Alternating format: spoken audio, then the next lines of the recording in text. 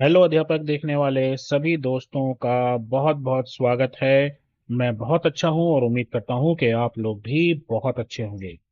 आज हम क्या लेकर आए हैं? आज हम हिंदी क्लास सिक्स का चैप्टर वन जो कि एक पोएम है मातृभूमि, इसके बारे में डिस्कशन करेंगे और फिर इसके क्वेश्चन आंसर्स को भी डिस्कस करेंगे।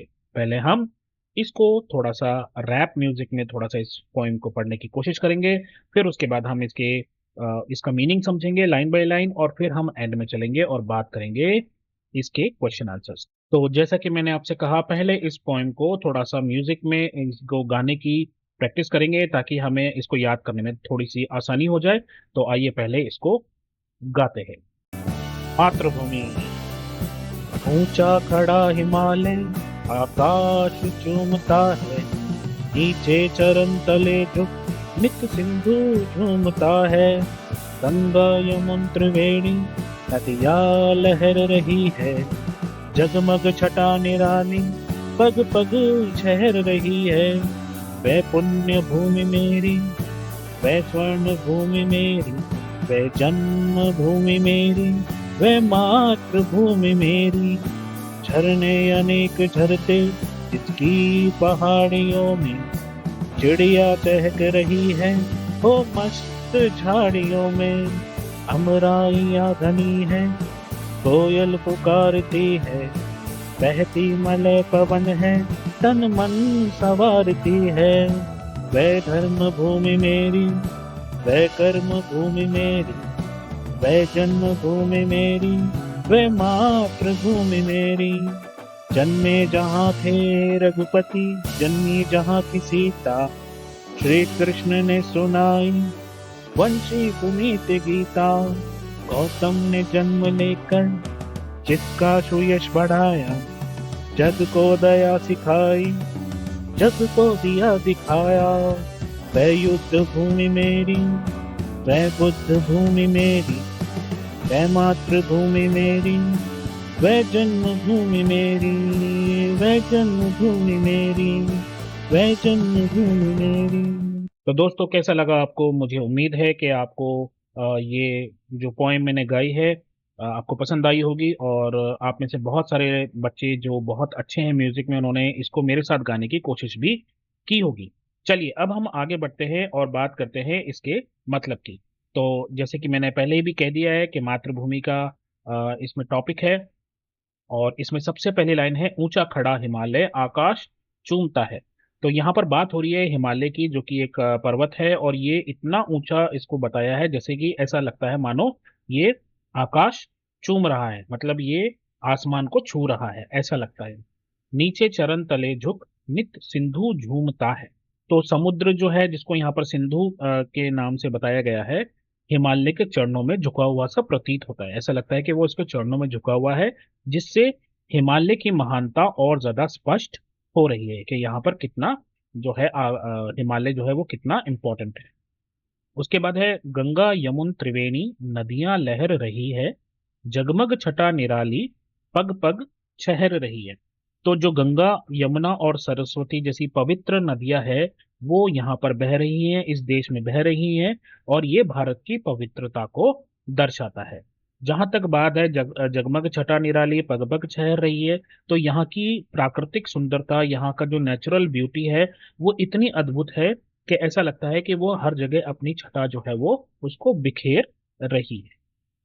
तीसरा पैराग्राफ है, ये पुण्य भूमि मेरी, ये वह स्वर्ण भूमि मेरी, वह जन्म भूमि मेरी, वह मातृभूमि मेरी।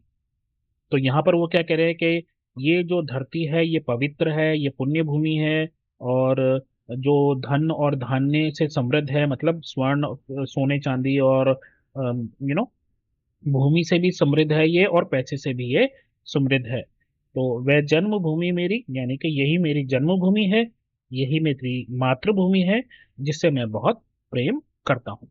अगला पैराग्राफ है, झरने अनेक झरते जिसकी पहाड़ियों में, चिड़िया चहक रही है वो मस्त झाड़ियों में। तो इसको हम यहाँ पे कह सकते हैं कि यहाँ की जो पहाड़ियां हैं इससे बहुत सारे झरने बह रहे हैं जो इसकी सुंदरता को और ज्यादा बढ़ाते हैं। और जो घने जंगल हैं उस घने जंगलों में पशु पक्षी जो हैं वो खुश हैं और खुशी से वो चहचहा रहे हैं। आगे देखते हैं, आगे है अमराइयाँ घनी है, कोयल पुकारती है, बहती मलय पवन है, तन मन संवारती है। तो अमराइयाँ जो होती है, अमराइयाँ होती है आम के बाग। तो यहाँ ये कहना चाह रहे हैं कि यहाँ जो आम के बाग हैं, अमराइयाँ है, वो घने हैं, जिसमें कोयल जो है मीठी आवाज में गाना गा रही है। और यहाँ की जो शीतल मलय पवन है, जो सुहावनी हवा है, ये शरीर को और मन को ताजगी देती है। सिंपल सा है, ज्यादा कॉम्प्लिकेट नहीं। वह धर्म भूमि मेरी, वह कर्म भूमि मेरी, वह जन्म भूमि मेरी, वह मातृभूमि मेरी। तो यहाँ पर वो कवि क्या कहना चाह रहे हैं कि ये भूमि जो है, ये धर्म और कर्म की भूमि है, जहाँ महान लोग महान लोगों ने धर्म और कर्म का संदेश दिया। जितने भी महान लोग हुए, उन्होंने धर्म के बारे में बताया, कर्म के बारे में बताया। यही मेरी जन्मभूमि है और यही मेरी प्यारी मातृभूमि है। अगला पैराग्राफ, जन्मे जहां थे रघुपति, जन्मी जहां थी सीता, श्री कृष्ण ने सुनाई वंशी पुनीत गीता। तो अब यहाँ पे कवि क्या कह रहे हैं, ये वही भूमि है जहां भगवान राम, जिनको हमने यहाँ रघुपति के नाम से अभी बोला है, जहां भगवान राम और माता सीता का जन्म हुआ है। भगवान श्री कृष्ण ने यहाँ पवित्र गीता का उपदेश दिया है। अगला पैराग्राफ है, गौतम ने जन्म लेकर। यहाँ पर गौतम का मतलब हो गया भगवान जो है, गौतम बुद्ध की बात हो गई। जिसका सुयश बढ़ाया, जग को दया दिखाई, जग को दिया दिखाया। कितनी अच्छी लाइन है, देखिए। तो इसका मतलब क्या है, इसका मतलब ये हुआ कि भगवान गौतम बुद्ध ने यहाँ पर जन्म लिया और अपने ज्ञान से इस भूमि का गौरव बढ़ाया। उन्होंने दुनिया को दया और अहिंसा का पाठ पढ़ाया और सत्य का मार्ग दिखाया। फिर लास्ट में वही लाइंस, ये युद्ध भूमि मेरी, वह बुद्ध भूमि मेरी, वह मातृभूमि मेरी, वह जन्मभूमि मेरी। तो वो यही कह रहे हैं कि ये जो भूमि है, ये वीरता की भूमि है, युद्ध भूमि है, और शांति की भी प्रतीक है, ये शांति का प्रतीक है। बुद्ध भूमि जो है वो शांति का प्रतीक है, जहां पर हम खुद किसी पे अटैक नहीं करेंगे, है ना। और हम पे कोई अटैक करेगा तो हम उसको रोकने की कोशिश करेंगे। आपको ये जानकर हैरानी होगी कि पूरी दुनिया में केवल एक भारत ही ऐसा देश है जिसने आज तक कभी खुद आगे होकर किसी भी देश पर आक्रमण कभी नहीं की। और वह मातृभूमि मेरी, यानी कि यही मेरी प्यारी मातृभूमि है, यही मेरी जन्मभूमि है, और जिस पर मुझे बहुत गर्व है। तो ये लिखा है सोहन लाल द्विवेदी जी ने। तो आइए पहले सोहन लाल द्विवेदी जी का थोड़ा सा परिचय पढ़ लेते हैं। तो कवि से परिचय कीजिए। आइए, इस कविता को हिंदी के प्रसिद्ध कवियों में से एक सोहन लाल द्विवेदी जी ने लिखा है। उनका जन्म आज से लगभग 125 साल पहले, यानी कि 125 साल पहले के आसपास हुआ था। उस समय अंग्रेजों का भारत पर आधिपत्य था, यानी कि हम अंग्रेजों के गुलाम थे और वो हमारे ऊपर राज करते थे। उन्होंने अपनी लेखनी से अंग्रेजों का विरोध किया। उनकी लेखनी का सबसे प्रिय विषय था देशभक्ति, जैसा कि हमें इस पोएम में भी दिख रहा है कि हम जो ये है अपने देश के बारे में बात कर रहे हैं और कितना इनको गर्व हो रहा है अपने देश पे, देश की हर चीज पे। तो भारत के गौरव का गान करना उन्हें बहुत प्रिय था, और इस पोएम में भी हमें वही दिख रहा है। उनकी कुछ और चर्चित रचनाएं हैं, बढ़े चलो और कोशिश करने वालों की कभी हार नहीं होती। चलिए, पोइम का मतलब हमने समझ लिया, पोइम को गा भी हमने लिया। अब हम बात करते हैं इसके क्वेश्चन आंसर्स की। मेरी समझ से नीचे दिए गए प्रश्नों का सटीक उत्तर कौन सा है, उसके सामने तारा लगाइए, तारा बनाइए। तो हिंदी महासागर के लिए कविता में कौन सा शब्द आया है हिंद महासागर के लिए?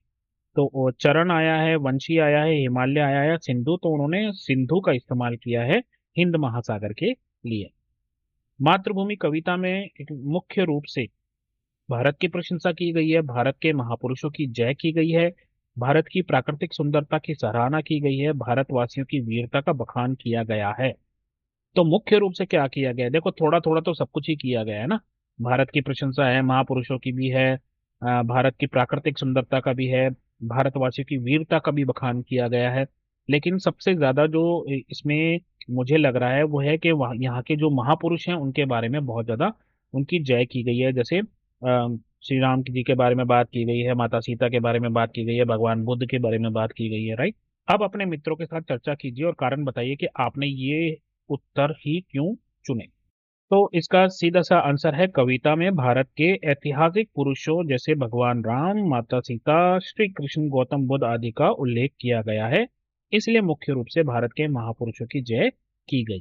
उसके बाद मिलकर करें मिलान, पाठ में से चुनकर कुछ शब्द नीचे दिए गए हैं, अपने समूह में इन पर चर्चा कीजिए और इनके सही अर्थों या संदर्भों से मिलाइए, जिसके लिए आप शब्दकोश, इंटरनेट या अपने शिक्षकों की सहायता ले सकते हैं। और आपका दोस्त हेलो अध्यापक तो आपके साथ है ही है। तो आइए चलिए इसको भी सॉल्व करते हैं। तो यहाँ पर इन्होंने दे रखा है हिमालय, त्रिवेणी, मलय पवन, सिंधु, गंगा यमुना, रघुपति, श्री कृष्ण, सीता, गीता और गौतम बुद्ध। तो हम यहाँ से स्टार्ट करते हैं। एक प्रसिद्ध महापुरुष जो बौद्ध धर्म के प्रवर्तक थे, तो वो है गौतम बुद्ध। तो इसका मतलब है ये 10 जो है ये ज्वाइन होगा 1 से। उसके बाद है वसुदेव के पुत्र वासुदेव। तो वासुदेव किनका नाम था? श्री कृष्ण का नाम था। तो यहाँ पर 7th जो है ये सेकंड से कनेक्ट होगा। भारत की प्रसिद्ध नदियां, तो भारत की प्रसिद्ध नदियां है गंगा और यमुना, तो आप इनको ज्वाइन कर दीजिए। 3 नदियों की मिली हुई धारा या संगम को हम क्या बोलते हैं? तो उसको हम बोलते हैं, 3 नदियों के समूह को बोलते हैं त्रिवेणी। तो आप इसको इससे कनेक्ट कर दीजिए। श्री रामचंद्र का एक नाम दशरथ के पुत्र। तो हमने देखा था कि रघुपति जी का जो रघुपति है वो श्री राम के लिए इस्तेमाल किया जाता है। दक्षिणी भारत के मलय पर्वत से चलने वाले सुगंधित वायु को क्या बोलेंगे? तो मलय पर्वत से चलेगा तो वो होगी मलय पवन। एक प्रसिद्ध और प्राचीन ग्रंथ श्रीमद् भगवत गीता, इसमें वे प्रश्न उत्तर और संवाद जो महाभारत में श्री कृष्ण और अर्जुन के बीच हुए थे, तो इसको हम बोलते हैं श्रीमद् भगवत गीता को हम गीता भी कहते हैं। समुद्र एक नदी का नाम, तो ये आएगा यहाँ पे सिंधु। तो सिंधु जो है वो नदी का नाम है और इसको समुद्र के लिए इस्तेमाल किया गया है पोएम में। उसके बाद हम बात करेंगे जनक की पुत्री जानकी, जो सीता जी का नाम है, तो हम इसको ऐसे कनेक्ट कर देंगे। और भारत की उत्तरी सीमा पर फैली पर्वतमाला, तो भारत में जो उत्तरी सीमा पर जो है वो है हिमालय। तो आप क्या करेंगे? हिमालय को यहाँ से ले जाएंगे और इसको यहाँ कनेक्ट कर देंगे 10 के साथ। चलिए आगे बढ़ते हैं। पंक्तियों पर चर्चा, कविता में से चुनकर कुछ पंक्तियां नीचे दी गई हैं, इन्हें ध्यान से पढ़िए और इन पर विचार कीजिए। आपको इनका अर्थ समझ में आया ये बताना है हमको। अपने विचार कक्षा में अपने समूह से के साथ साझा कीजिए और अपनी लेखन पुस्तिका में लिखिए। तो आइए इसको पढ़ लेते हैं। पहले ये क्या है? वह युद्ध भूमि मेरी, वह बुद्ध भूमि मेरी, वह मातृभूमि मेरी, वह जन्मभूमि मेरी। तो हमें इसको जो है अभी हमको बताना है इसके बारे में। तो ये जो दोनों पंक्तियां है इसका अर्थ है भारत वीरता और शांति दोनों का संगम है। युद्ध भूमि, यहाँ पर जो है युद्ध भूमि का अर्थ क्या होता है कि ये भूमि अनेक महायुद्धों, जैसे कौन कौन से महायुद्ध हुए हैं? महाभारत का युद्ध हुआ था, या स्वतंत्रता का जो हमारा संग्राम है ना, इंडिपेंडेंस वॉर, वो था। ये जो है दोनों साक्षी रहे हैं और जहाँ वीरों ने अपने देश की रक्षा के लिए संघर्ष किया गया। तो ये युद्ध भूमि के बारे में बात हो गई। अब बुद्ध भूमि क्या है? बुद्ध भूमि का मतलब हो गया ये भूमि शांति, अहिंसा और करुणा का संदेश देने वाले गौतम बुद्ध की जन्मभूमि रही है। वह मातृभूमि मेरी, ये भारत ही है जो वीरों को जन्म देता है और दुनिया को ज्ञान और शांति का प्रकाश भी देता है। इसलिए कवि ने अपनी मातृभूमि और जन्मभूमि कहकर गर्व महसूस। इसके बाद आगे देखते हैं, सोच विचार के लिए इन्होंने हमें क्या दिया है। कविता को एक बार फिर से पढ़िए और निम्नलिखित के बारे में पता लगाकर अपनी लेखन पुस्तिका में लिखिए। कोयल कहाँ रहती है? तन मन कौन संवारती है? झरने कहाँ झरते हैं? श्री कृष्ण ने क्या सुनाया था और गौतम ने किसका यश बढ़ाया? चलिए, तो पहला उत्तर क्या है? कोयल कहाँ रहती है? तो कोयल घनी अमराइयों यानी कि आम के बागों में रहती है। और ये आपके हेल्प के लिए ये पंक्ति कौन सी है? तो अमराइया घनी है, कोयल पुकारती है, ये इस सेंटेंस से आपको पता चलता है। तो मैंने यहाँ पर सेंटेंस भी आपके लिए लिख दिया है। तन मन कौन संवारती है? तो मलय पवन जो है वो तन मन को सुकून देती है। कहाँ से पता लगेगा? कौन सी लाइन से? बहती मलय पवन है तन मन संवारती है। झरने कहाँ झरते हैं? तो झरने पहाड़ियों से बहते हैं। कौन सी पंक्ति में पता लगता है हमको? झरने अनेक झरते जिसकी पहाड़ियों में। फोर्थ क्वेश्चन है, श्री कृष्ण ने क्या सुनाया था? तो श्री कृष्ण ने गीता का उपदेश दिया था। कौन सी लाइन से पता लगता है हमको? श्री कृष्ण ने सुनाई वंशी पुनीत गीता। इसी का साथ पांचवा क्वेश्चन है, गौतम ने किसका यश बढ़ाया था? तो गौतम बुद्ध ने भारत का यश बढ़ाया। कौन सी सेंटेंस से पता लगता है हमें? कौन से पंक्ति से? गौतम ने जन्म लेकर जिसका सुयश बढ़ाया। आगे जो सवाल है वो है, नदियां लहर रही है, पग पग चहर रही है। लहर का अर्थ होता है पानी का हिलोरा, मौज, उमंग, वेग या जोश। शहर का अर्थ होता है बिखरना, छितरना, छितराना, छिटकना या फैलना। कविता पढ़कर पता लगाइए और लिखिए, कहाँ कहाँ छटा छहर रही है और किसका पानी लहर रहा है। तो कहाँ कहाँ छटा छहर रही है, तो भारत के हर कोने में, नदियों के किनारे पे, पर्वतों में, जंगलों में, मैदानों में सुंदरता बिखरी हुई है। और कौन सी पंक्ति से हमें ये पता लगता है, जगमग छटा निराली पग पग छहर रही है।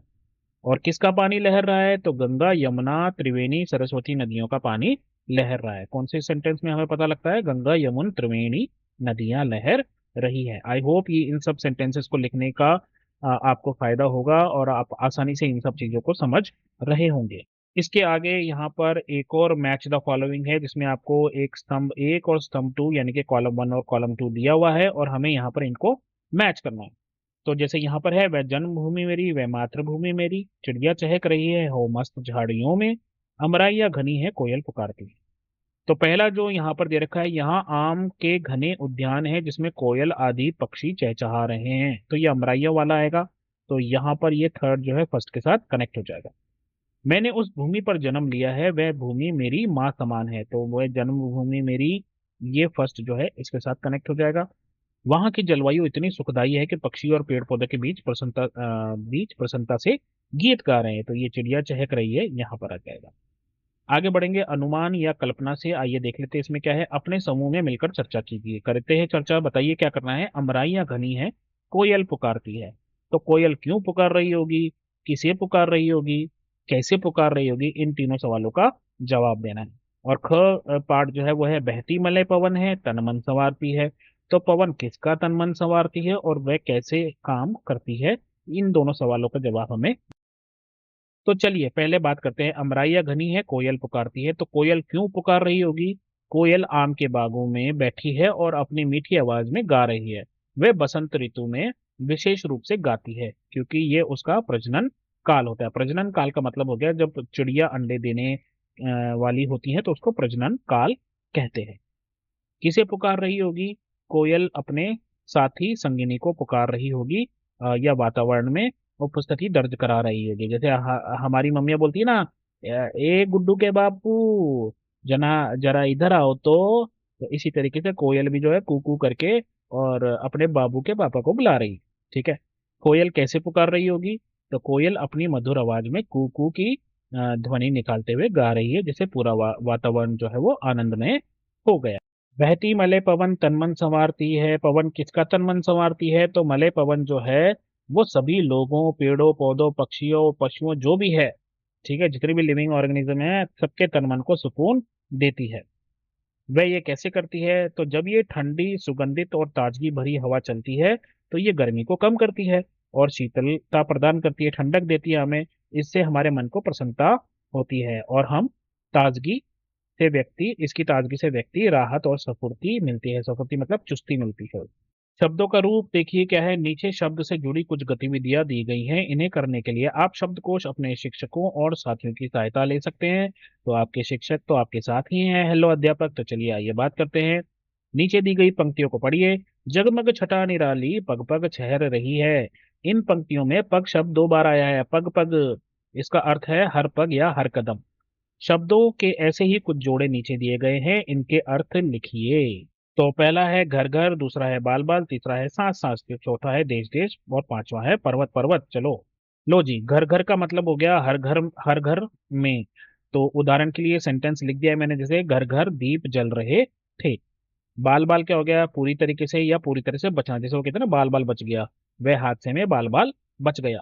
सांस सांस यानी कि हर सांस या जीवन का हर क्षण, है ना।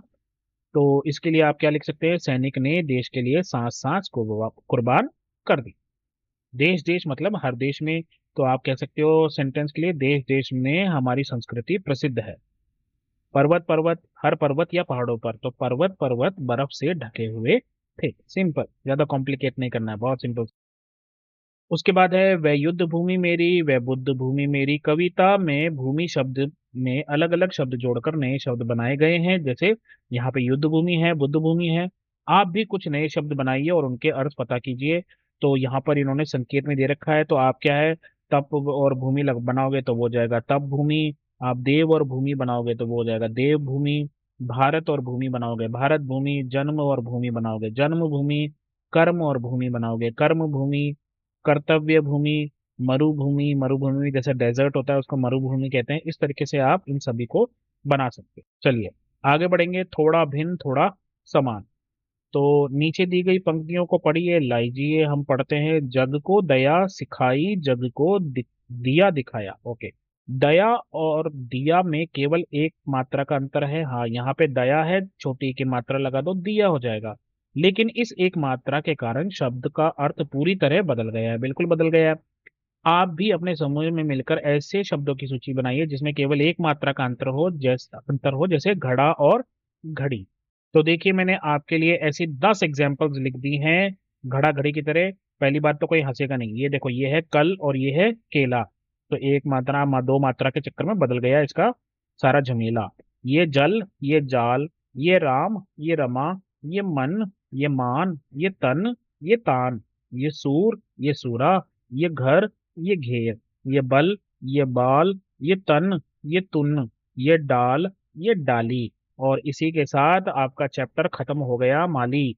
तो अभी के लिए बस इतना ही। अपना ध्यान रखें दोस्तों, और अब मम्मी पापा का कहना माने। और जब भी कोई प्रॉब्लम हो तो नॉक कीजिए और बोलिए, हेलो अध्यापक, take care, bye bye, have fun, all the best.